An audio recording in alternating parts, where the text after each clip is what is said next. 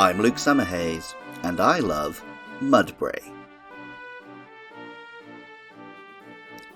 We often call dogs man's best friend, but in many ways, our most important ally over the millennia has been the old reliable horse.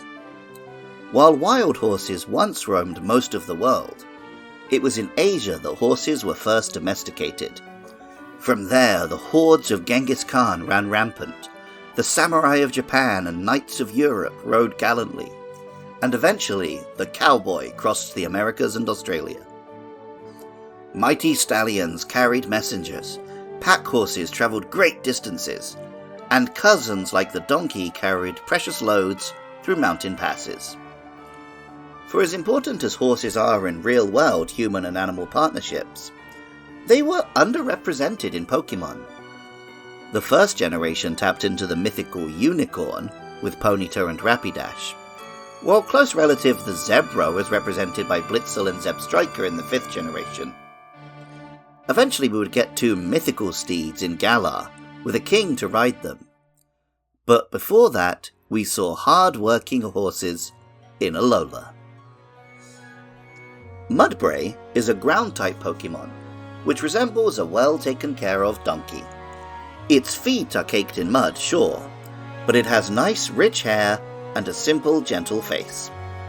Donkeys are related to horses, but a little smaller, generally too small to ride, but ideal for carrying or pulling supplies or farming equipment. Pokemon Ultra Moon told us, "Possessing mighty power, Mudbray can be loaded with 50 times its own body weight and will be totally fine." Donkeys cannot be trained to be as obedient as horses, and will refuse to be walked into danger the way a horse will go.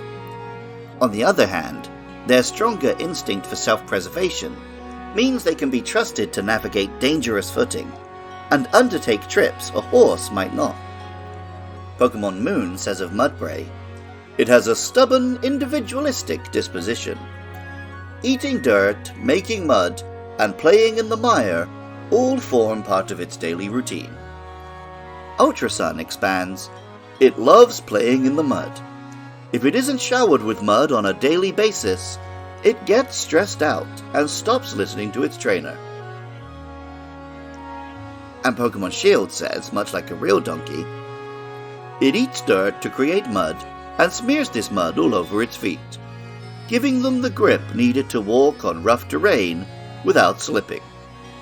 Real donkeys do the walking on rough terrain bit, not the eating mud bit. The end of the name Mudbray comes from braying, the sound of donkeys. For once, the Japanese name does not use onomatopoeia. Dorobanko combines Doro, mud, with Ban, a draft horse, and Ko, child, a baby mud horse. Very on the nose. And it does stay a baby for a long time.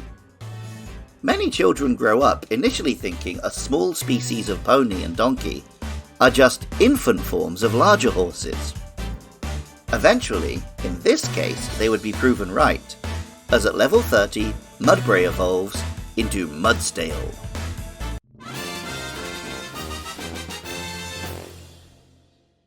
Of course, while donkeys do very often carry supplies, and horses are most often ridden, neither case applies 100%.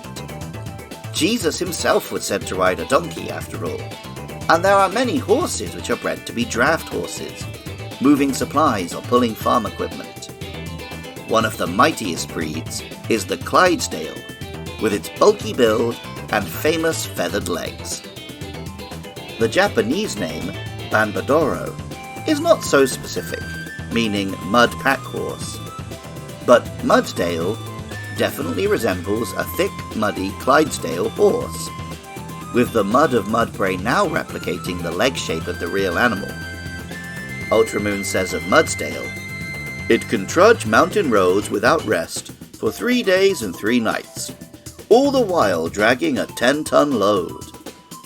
And Moon said, "Its heavy, mud-covered kicks are its best means of attack, and it can reduce large trucks to scrap without breaking a sweat." In action, Mudsdale does have immense physical attack, it doesn't have good speed. This is a draft horse after all, not a galloping cavalry. But it has the bulk to survive, set up its moves, and then do some damage. Pokemon Scarlet tells us, "This Pokemon has been treasured, not just for its physical labor, but also because it produces high-quality mud used for making pottery." Humans have been making pottery even longer than they've been riding horses, but there are ample examples of our noble steeds preserved forever on ceramics. As machines and technology take many of horses' roles in both peace and war, I hope humanity remembers its debt to our other best friend. Music for Luke Loves Pokemon was composed by Jonathan Cromie. Artwork for the show is by Katie Groves. Funding is by supporters at patreon.com/podcastiopodcastius. I love hearing from listeners. Get in touch on YouTube, social media, or email, and let me know about your favourite Pokemon. Coming up next are Dupida and Fomantis, so let me know about those or any other monsters. Even if you don't feel like doing any of that, thank you so much just for listening. I love Mudbray, and remember, I love you too.